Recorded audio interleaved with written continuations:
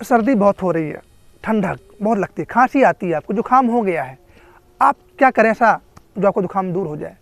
बहुत छोटा नुस्खा आपको बताते हैं जल्दी के साथ। क्या करना है आपको? आपको 250 ग्राम गुड़ लेना है। कितना लेना है?